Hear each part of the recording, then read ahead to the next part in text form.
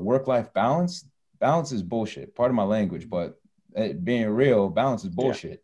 Yeah. And what we can strive for is more so for work-life harmony. And that does come with boundaries and an ability to say no.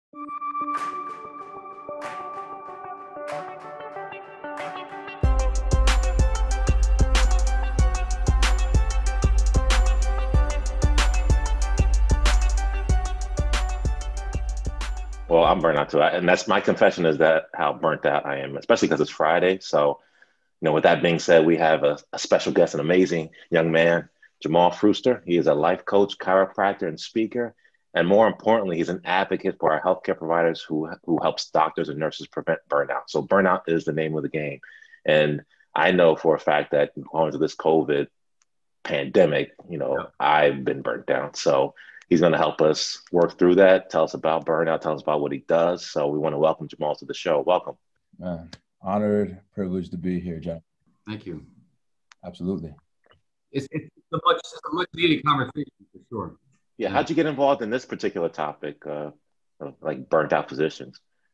Yeah, well, let me tell you, quite simple, going through grad school and having an appreciation of a lot of friends that have gotten into nursing in particular, more so than medical doctor, going to doctorate school, I noticed the lack of soul, or the lack of anybody home, especially during midterms week, especially during the grind, especially as it goes from fall into winter, the sun goes away, and you just see people kind of just freaking evaporate from how they be. So that way you kind of check in with people like, hello, anybody home? And, after seeing this for so long in school, and then diving deeper into conversation with friends, being on Clubhouse and connecting with more and more nurses and physicians now more so than ever, it's been very powerful to affirm that this is absolutely, it's a universal phenomenon. Moms experience it. I'm Black and Peruvian. Parents have busted their butts, working, doing all the things that are needed in order to provide for my sister and myself growing up. And even though I didn't have words for it, something that I observed from my dad in particular, a blue collar worker, humble, and just would do whatever needed to be done. He was burnt out because he was working 50, 60, 70 hours of very strenuous work. So I'm in this because I know or have an awareness of the health of the healthcare professionals, ironic enough. And I know that they need support. So oftentimes doctors, nurses overextend themselves. Like, I gotta keep serving. Or I heard in a recent episode, Sean Stevenson, the Model Health Show, it's like there's this badge of honor that comes with putting others' needs before yours. And my question is then, how does that then serve your patients? How does that serve the families? How does that serve that furry friend at home? And how does that serve you? So one day, and I agree with you, one day it's a badge of honor, then the next day it feels like a burden. So that's, I didn't mean to cut Dr. Suraj off, but we gotta tease through that, because right now I'm feeling like it's a burden, and it's like, I'm waiting to hit the lottery real quick. No, but you know what, Jamal, I think you're right. I like how you said it's kind of the culture, because we can talk about medicine and specifically, it's kind of like, oh, doctors don't cry. When you start training, and because I am, as Clinton likes to point out, a couple years older than him. So in 2005, obviously I look younger, my skin looks brighter than his. I have a better personality, but yes, I am a little bit older. But in 2005, they changed the training requirements. You couldn't work more than 80 hours a week, which is already a lot. Unfortunately, I'm at the age where I did my residency before 2005. So guess what? No one cared if I worked 90, 100 hours a week, right? No one was saying, hey, you should go home, you look tired. It was keep working until, if you're still alive, just keep going. I remember I had the flu only one time. And, as an ID doc, I probably shouldn't mention this, but I called my resident. I said, look, man, I'm dragging. I got the flu. I tested positive. He's like, I'll pick you up. Don't worry about it. I was like, what? I can't come to work. So that was the badge of honor. And that's kind of how I trained. And that was a lot of generations even before us. My father's a physician, and he was a time when the reason they say residency or residence, because you're a resident of the hospital. You never leave. He's like, I never left. He's like, he actually came from India. He had been newly married. He got a residency spot in the United States. My mom was still in India finishing up her medical school. So he's like, why should I spend money on an apartment? I'll just live in the hospital. And that's what he did. So that kind of culture goes back for a very long time. And I think for a long time, we were just ingrained. That's just the way it is. You just keep grinding. But clearly, and we would love for you to expand upon this. people realize that, hey, if the doctors are burnout, if they are not taking care of themselves, they are not gonna be able to take care of patients, right? So, and I would say it's a balance that I find, Clinton finds every day. We work hard. You know, a lot of this stuff we bring upon ourselves. We volunteer for things. We figure, hey, we're docs. We should keep working. But where is that balance? Yeah. And right now, there seems to be no balance. So we need your help for us, for all the listeners out there. You know, how do you achieve that balance? Yeah, great question. And I appreciate you sharing as two things I'd love to touch on that you shared. Generational expectations. Generational expectations or cultural expectations per se from home, not just medical culture. Sure. The mirror I imagine between us two is one, you know, coming from India, it's the grit, it's the sweat equity that, you know, your father walks with. Yeah, that's a great, you know, that's a great, I don't want to interrupt you, but yes, that immigrant kind of mentality of you're here, work hard, what are you complaining about? And then, you know, the generation before you gave these opportunities, so you just keep taking it to the next level, and, you know, why should you complain? So absolutely, I like that cultural as well as generational.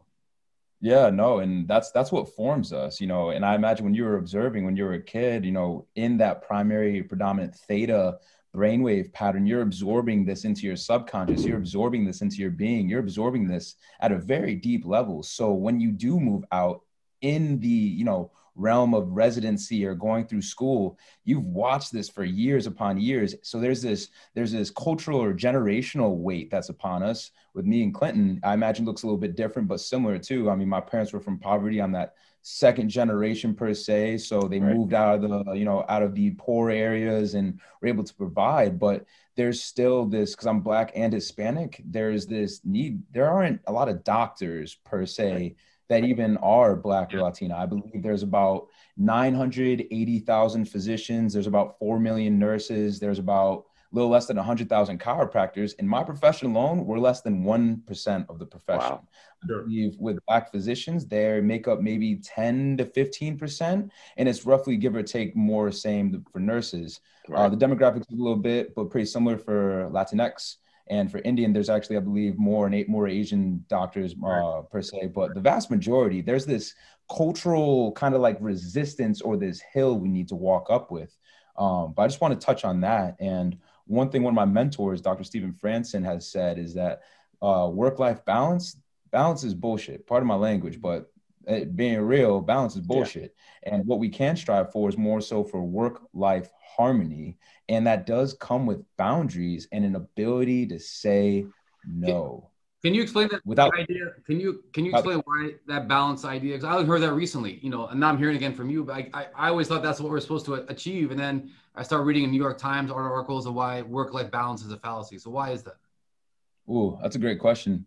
And one thing I want to just hint at, I think it starts with the language. As you just said, that's we're supposed to have this work-life balance, or we're supposed to know this, or we're supposed to. It's like, from what box or from what realm? Because we get to create it. So I think the difference between balance and harmony, balance comes from an outside in, maybe projection or putting in a box.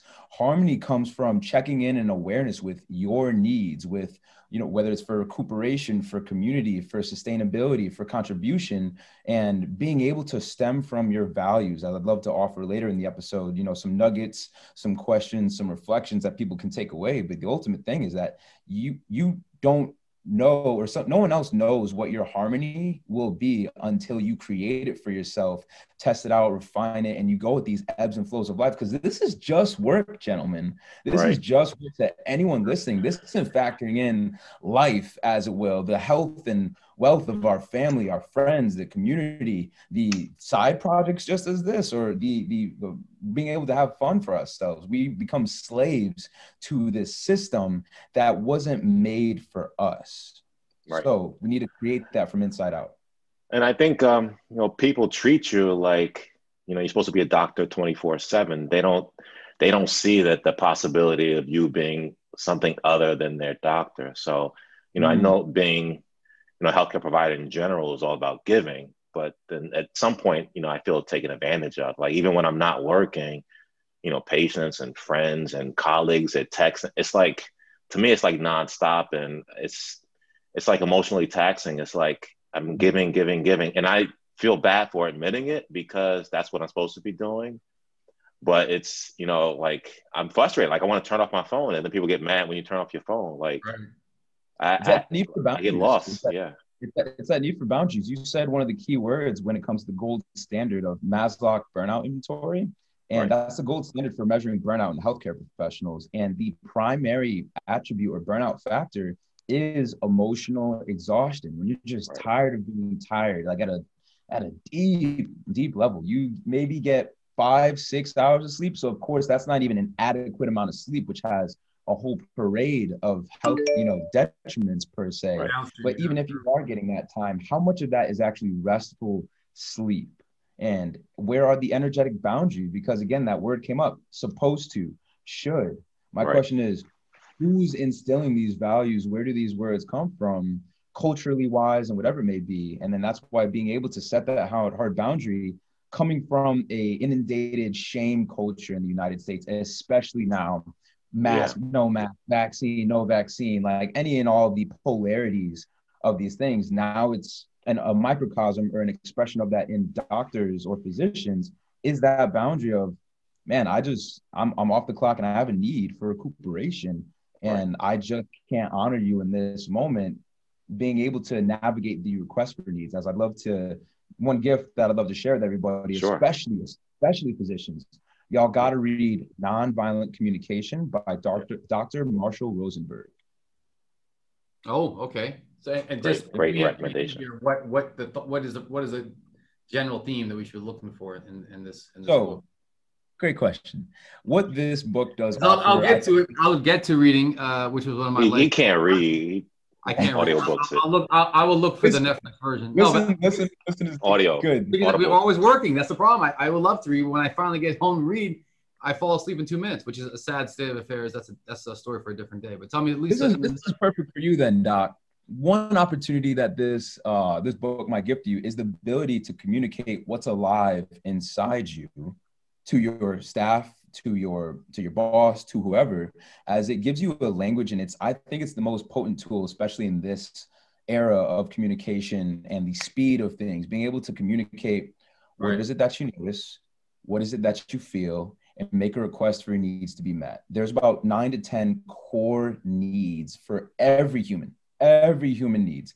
It kind of correlates with Maslow's hierarchy of needs, as a lot of people might have been exposed to that going through psychology. And that's not just some cute triangle to memorize. No, that's literally how you can be able to ascend these different rungs of needs that then lead to self-actualization. But self-actualization to me simply means freedom and expression. And if you aren't being met at the biological need of sleep, water, recuperation, healthy, organic, like quality actual food, then you're not going to be worried about community. Then you're not going to be worried about home life and what that might look like, and then let alone being able to serve at a high level. So this book offers a way to communicate needs in the healthcare profession, in the hospitals, in the clinics, let alone amongst each other, versus taking things so offensively or working out of a shame-based kind of origin. Oh, it's a lot of things going on there. I think it's just a culture, like you mentioned before. And I think that has changed somewhat. I mean, I think part of that has been with the acceptance that, killing yourself during residency does not necessarily make a better physician. But there's still, when I was doing my training, there were still people who said, man, you're lucky. You get to go home every third day. My day was every second. It was almost like you said, a shame culture, where if I told someone I'm Q3, which means, for those out there who don't know, you're on call every third night in the ICU, the people would say, what are you talking about? That's easy. My day was Q2. You guys have it too easy. And now we're older. We might say, man, the millennials, they have it easy in the med students, but that kind of goes on and on and on. And then after a while, you kind of realize that, hey, this is a broken system. And then of course, if you throw COVID on top of it, and then, for anyone that's in medicine out there, we won't get into all those details, but then you throw in EMRs and regulations from Medicare and insurance companies and all those things on top. One thing I want you to kind of just address is, as a physician, I was just commenting to Clinton the other day, I'm parts of all these different chat groups on social media, and a lot of these things are physicians looking, unfortunately, a significant amount looking to get out of medicine, retire early, And Yep. even really, and so I'm almost amazed. And when I first saw this, I'm like, man, you spent all this time going to med school, residency, fellowship training. Why are you looking to leave after 8-9 years? I'm now 14 years into it, after my fellowship. But then I realized these are people that they're willing to take pay cuts. It's not because they are lazy. It's just that they can't take anymore. And so I realized this is not just some person, an isolated incident. This is across the board. These are huge numbers of people that are looking for a way out. And that clearly is a reflective of a system that's broken. So, I mean, so particularly for what do you offer? Like, what do you suggest that we do? Yeah. Well, quick side note, Clinton, I feel like there's a layer coming in on your end. Yeah. I think part of the problem is there's this barometer that I don't know doctors in a service or just health. I keep saying doctors, but healthcare professionals have to meet to be adequate, like to be a good nurse, to be a good doctor, to be a good chiropractor, dentist, whatever. You have to be giving, and you have to be good at giving and quality and stuff like that. So part of that is self-inflicted, because once you don't achieve that, once you say no, then you're either giving up on the system yourself. So how did you have to navigate through that too? I mean, I'm sure you did, but how did you address those situations where you were just able to say, I need that harmony again? That's a great question. And I just wanted to dive or reflect, being able to, one, be aware of kind of like, where is your enough? Like, where is your rock bottom? True. Some people might be swimming there, might feel freaking stuck there. And one thing I want to just hit home, I've been there myself. It was more so when I was younger in the quarters. I stretched myself too thin, like going to all these different clubs, working to study, trying to figure out what I think the saying was, you either have a social life, you're good at academics, or you sacrifice sleep. And there's another thing, because then there's business you got to understand with my profession. And then there's your philosophy. Then there's the adjusting technique. So you have to pick, so to speak, one of these, but you're going to lose out on the other. And I was in a space where I was depressed. The level of thought, or the quality of thought, was so horrible. I was homesick. I just got out of a bad relationship. I had different family things going on. And then you put on school, and then me stretching myself too thin, or what we like to say is overextending of self. And that was my lowest point. And what I had to do was work through my shit, which was beginning to bring acknowledgement and awareness of, okay, where are these unmet needs, or where does this need to keep showing up, or this value of excellence, which is amazing to have, but it wasn't defined. So that just led to this never being good enough kind of deal, until I was able to surround myself around with people in a community, which I think is one of the biggest antidotes, one of the biggest needs too, as well. Being able to be in a community that acknowledged the pain, that acknowledged and saw me for who I am, what I was going through, and that provided safety for me to then move and navigate through and recreate myself, my vision, my purpose, my mission. And that way, those become anchors to me. What are your question for everybody listening? What are your core values? And are you operating out of them? Because mine are gratitude, love, collaboration, family, and exponential growth. And if I don't structure my life, let alone my purpose, from that bedrock, then I am bound to be out of alignment with my soul, or how I like to move at a very depthful level. So to answer your question, and to pile on to Doc's question, was being able to ask the questions of, what is my dream? Why am I doing what I'm doing? Why am I here? Who is my community, and who can I lean on? Because there's this islanding kind of syndrome I've noticed, more so with chiropractors outside when they graduate, that they kind of fall off the face of the map. I'm part of SABCA, or the Student American Black Chiropractic Association. And one thing is, their goal is to begin to build that network, build that safety net. I'm a part of a chiropractic fraternity that's been around for over 100 years. And it's about building a network, building a brotherhood that is on a similar trajectory, similar path, similar purpose, and being able to lean into each other, because there's life, and then there's school, and then there's work. So asking these deeper questions of reflection, and surrounding yourself around individuals that can catch you, and allowing yourself to be caught. Allowing yourself to not just be the hustler or being the one that has to prove something. And I challenge people to, whether it be go to therapy, whether it be go to acupuncturist, or somewhere where you can begin to even do the deep work. And that's not some esoteric like term I'm using. No, that's something that only you know what you need to heal. And a lot of inner child work also comes with that, because going all the way back to Doc's original point, watching his father, he was literally ingraining this value of excellence, I imagine, and more. And then we be out of that. So there's a lot of wounded adults walking around that don't even know who they are, which then they go into this system that's not sustainable, and it only gets exacerbated from there. You gotta tell me what your background is, because like you are, and that's what impressed me about you. Like, yeah, absolutely. These profound statements aren't out of the mouth of a normal guy. You know, this is like, you're very passionate about it. And you say you were interested because you had friends and people around you, but I think there's deeper interest, like in that, like it looks like you found your passion and your calling. So I want to thank you, because I also want to touch on a point you hit that resonated with me. You said knowing yourself and finding your triggers, because I know exactly what my triggers are, and I think if I say no to those triggers, that may change my whole outlook on it. So am I a trigger to you sometimes? Do I make you anxious and nervous?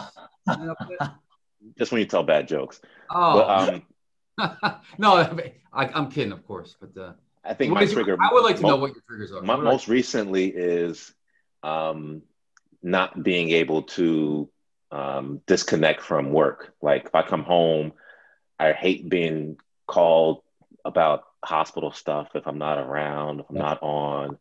If I'm at the supermarket, do not come up to me asking about it's like that. And I feel bad saying that, but but I also feel good saying it, because, people will keep taking advantage of you until that it hurts you inside. So question for you, Doc, yeah, as I feel like this is a real opportunity.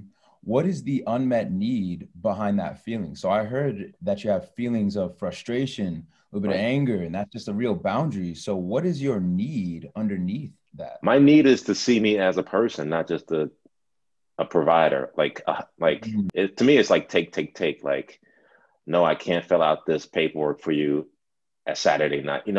I had no desire to give 24/7, and part of me struggled with that being just a selfish desire, but then I realized it's more than me being selfish, it's me knowing what I need, right? Like being able to say no, I've struggled with so much, but that's huge. I think a problem that's reflected because a lot of us, our identity becomes a physician, right? We always say it's not a job, not an occupation, it's who we are.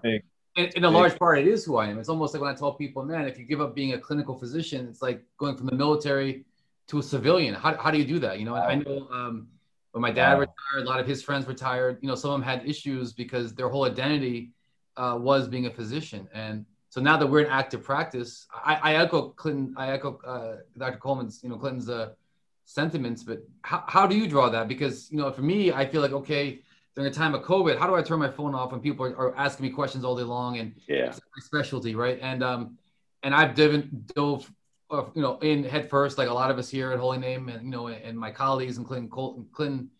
But then I realized it's been a year, man, and I think it's a year of my life gone, and I know it's a lot of people have suffered, but I always, how about this? I always, and I think Clinton does too. In one way, you want to be around 24/7, be a physician, be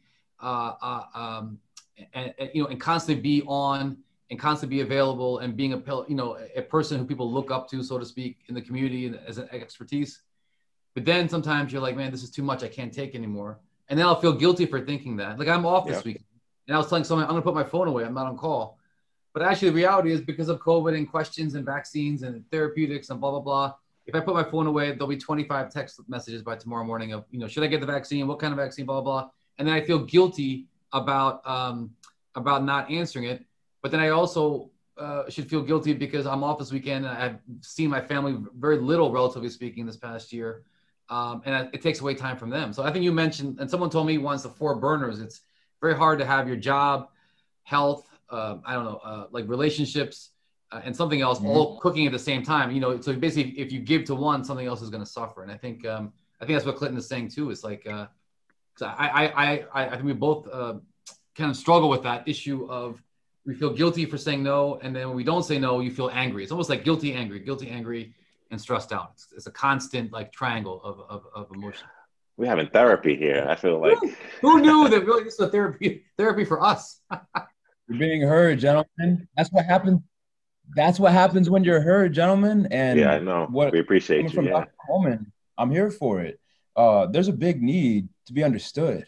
There's a big need to be seen as a human. And one thing I just want to touch on that you mentioned, Doc, was going from doctor to civilian.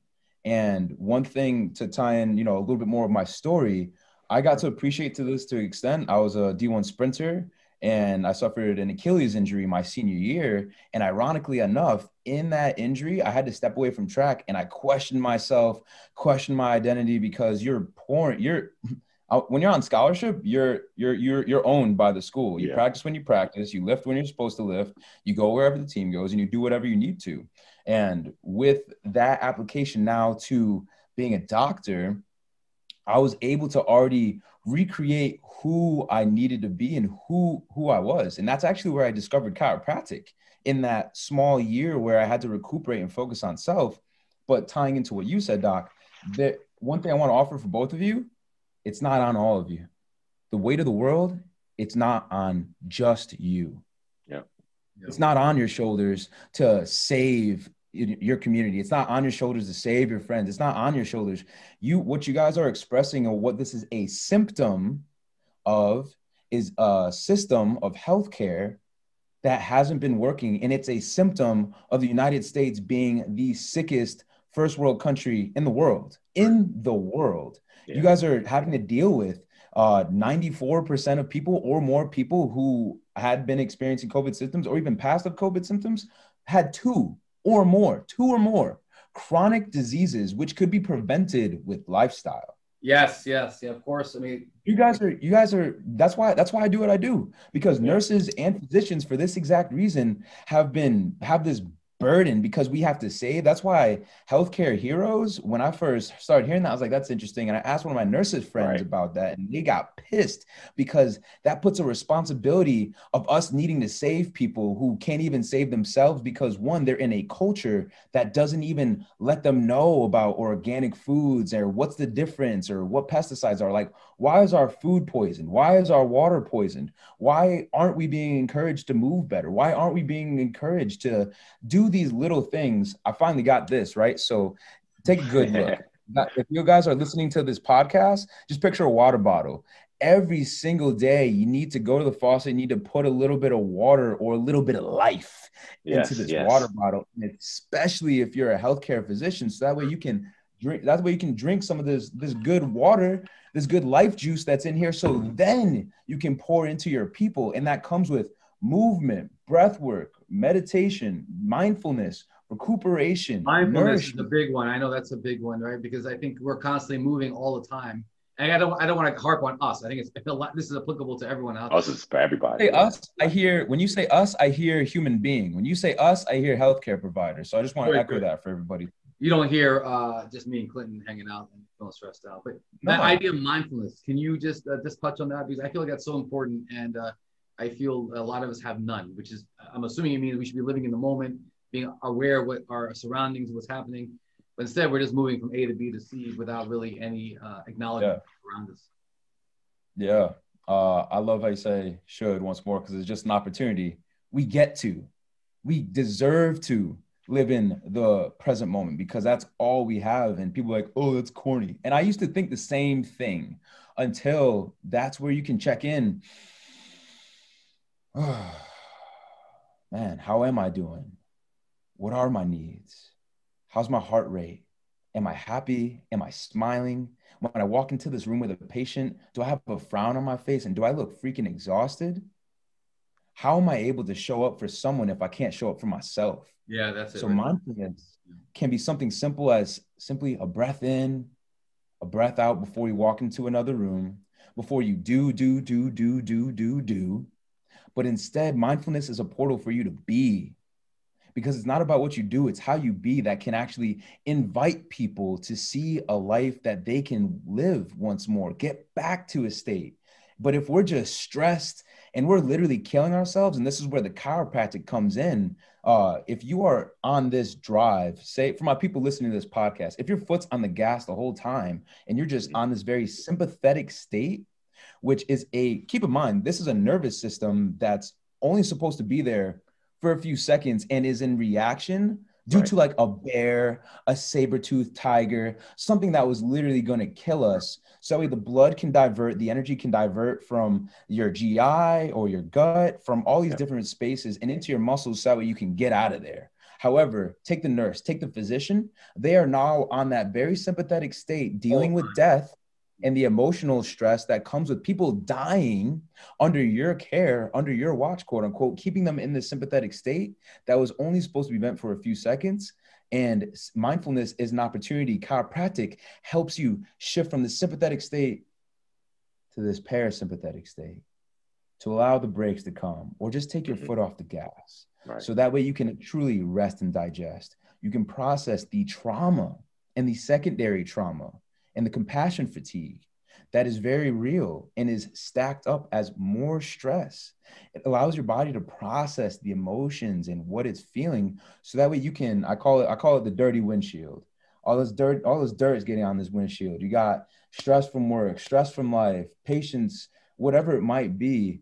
It allows you to wipe this windshield, so that way you have a new lens to see life, because Dr. Bruce Lipton and the biology of belief, your lens or your perspective dictates your biology. And I imagine if you are able to be in a more relaxed state of mind and being, that you're going to be able to show up and make better decisions, better life decisions for yourself and for your people. So it is literally imperative that doctors and nurses and people that are stressed in this time, PAs, everybody can be able to shift back down, so that way their body can do what it's meant to do, and that's rest and recuperate, so that way you can be present. When you going to do your TED Talk, man? Because this is I don't know. Whenever they get to stage, but man, that's why I'm glad I can be here and connect with y'all and just keep showing up and efforting with this need that's so important. Because I'm like, I like to say I provide for the providers. So that way the providers, aka the humans, can show up for their families and the people that they get to be around. Like that's love at home. Like, so I try to bring awareness to, well, how are you showing up? And what my coaching sessions look like, it's a lot of just doing this on this Zoom call, on this podcast episode, holding a container, so that way you can slow down and you can process some of the questions, asking things like, what's most important? Where is that stemming from? And move people to consciously create their lives, because you're a doctor and you're also a human being. And what does Dr. Coleman love to do? What does Dr. Saggar love to do? Like, how do y'all like to move? What brings you life? What do you want to do in this life? Yes, you want to serve, and that's your occupation, but it's not your life, baby. What are your dreams? What do you want to do? Because I'll say you both are young men, still have a lot of life. Yeah, I'm a little younger. And how are you going to show up? Age is only a matter of state of mind. You know that. So. And if your state of mind is stressed, Doc, if your state of mind is always need to be on the job, Doc, how old are you? Yeah. I told people, and we're aging ourselves quickly with this job. Yes. Yes. I had a nice, beautiful head of hair before I started this job, so. I bet. I bet. I guess that sympathetic and all that cortisone really did a number on me. But the reason why I asked about the TED Talk, I was joking, but no, I really think I want to pick your brain. Do you think the solution to this can be done at scale? Like, I know you do individual coaching, but you think that'll work to get doctors as a community where they need to be? Or how can you do what you do at scale? That's the question. That's a great question. And I humbly bow my hat to, I believe his name is Dr. Dyke Drummond. I was just on a webinar last week facilitated by Jonathan Fisher. He is a cardiologist, amazing individual, and he is a force with ending physician burnout. Okay. And quite literally, Doc, it needs to be a systemic scale. So we need a conference. We had a monthly conference, yearly conference. And I'm happy to interweave and, give all the links and connect y'all as Dr. Drummond has coached over 40,000 physicians through burnout, and he works with the hospitals to make it a top-down approach, because when we're able to examine, like, the reason why hospitals don't want to dive into life coaching or modalities or whatever it might be for the physicians, because it's an expense. Right. So we talked about being able to offer it as a means to prevent physician turnover, one, and better patient outcomes, right? Two, because for a physician, I hear, to turn over for like a year, it's like $1 million or more. Look at the credentialing, all the time and energy and effort and training. It's a huge expense. So they have to look at it as an upfront cost that's going to make people happier. And yes, if you look at the bottom line, et cetera, a better line down the road as well. Yeah. And then, so I believe it's individual. Oh, you're fine. That's why I love doing what I do, but I'm still working to attract my mentors and me get more efficient, to work with more people doing what I am doing. So that way, eventually it's in the hospitals, and the CEOs or CMOs can begin to distill it, but it also comes with leadership intra-physician wise to lead each other, build that community.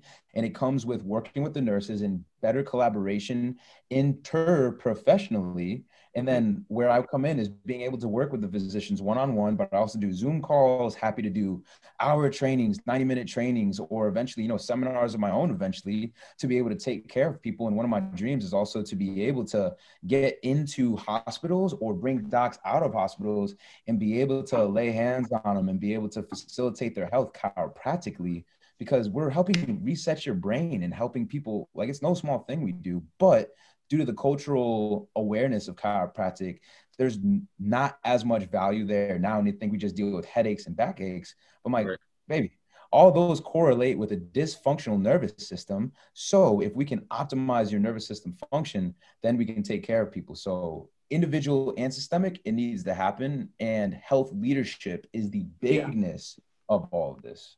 I think that's a great point, because both Dr. Saggar and I, we're part of the administration in the hospital. So we frequently deal with physicians in our departments who are either impaired for some reason or have decreased quality of care.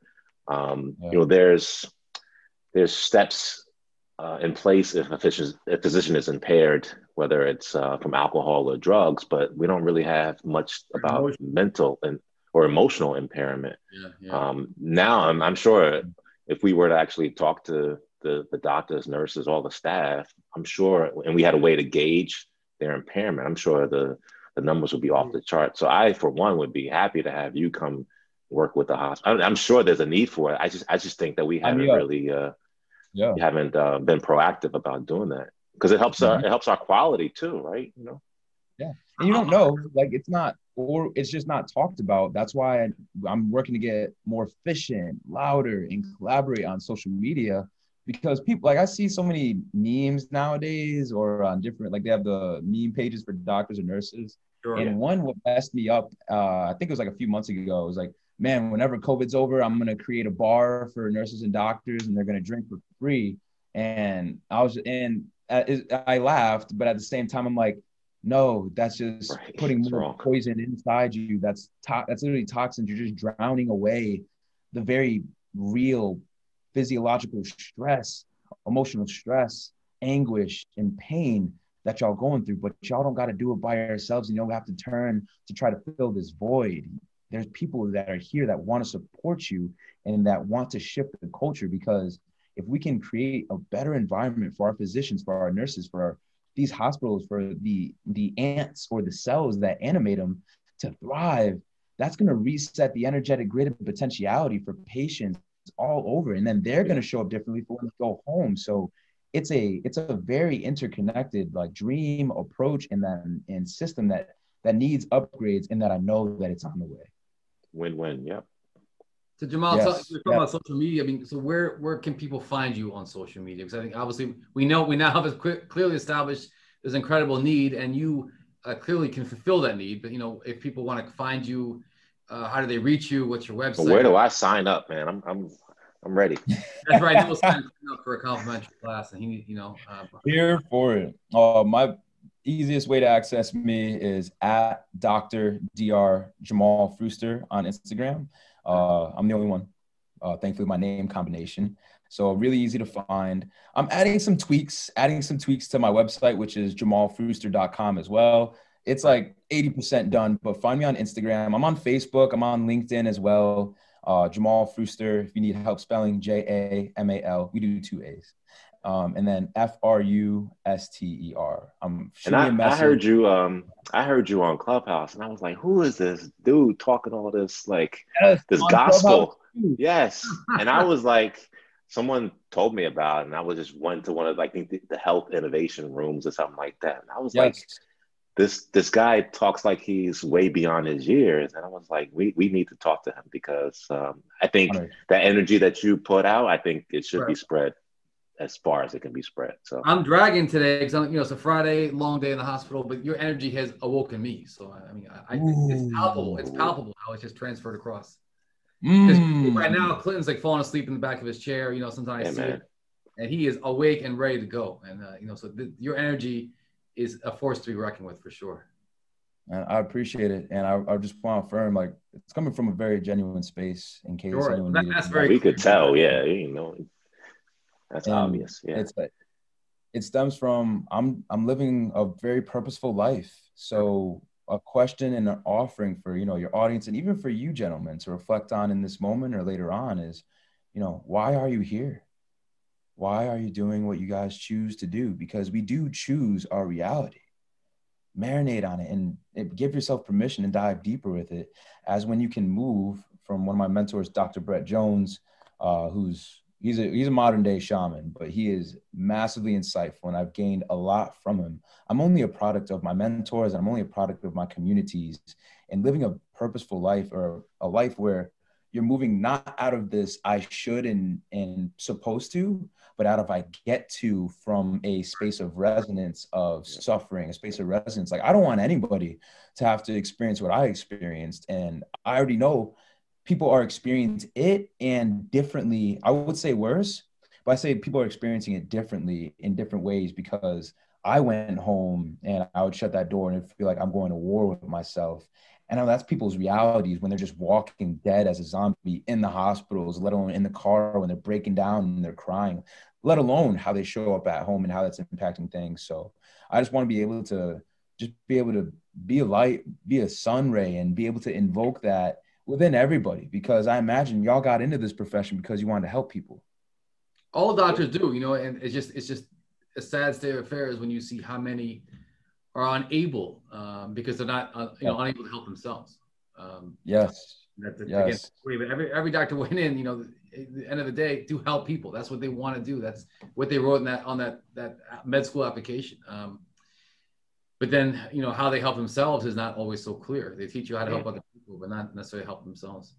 And that's a part of the culture, because I asked, as I'm in the final few weeks of my schooling per se, as I am an exam doc at the Source Chiropractic. Shout out to my sourcers out here in Oakland, California. However, it starts in school. As Dr. Melody Black, one of my mentors, says, the strategies and how you be in school bleeds exactly into how you be as a doctor. So if you don't have this awareness, even as a student, then of course you're going to forfeit that when you're a doctor, because it wasn't in your awareness. Yeah. That's why, as a chiropractor, as a life coach, I just say, as a life coach, I'm a chiropractor for your mind and soul. And I help identify the dysfunctional patterns, belief systems that keep you in this cycle of should, need, supposed to, help give an adjustment to that. So that way on the other side, you can step into more constructive patterns, more awareness, because you don't need a life coach. But if you want to be able to appreciate a different perspective and a cleaner windshield, I'm here for it, because you have the ability with this sweat equity that y'all cultivate. Like, y'all are powerful individuals. Like, y'all are doctors. Doctor means teacher, but doctor means leader at the same time. And if y'all can't lead yourselves, then what are we doing?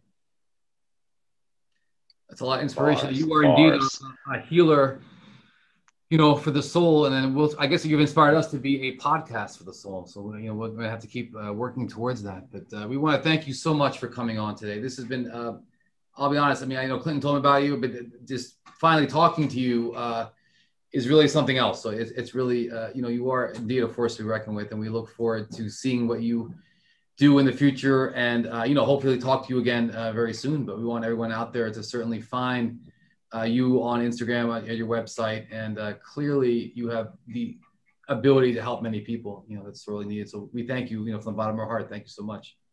I received that, and I appreciate that, Doc, as I'm beyond honored to be able to be on the recommended dose, which that's a fire title, by the way. Like, that's a fire title. And an offering. The fire guy came up with that.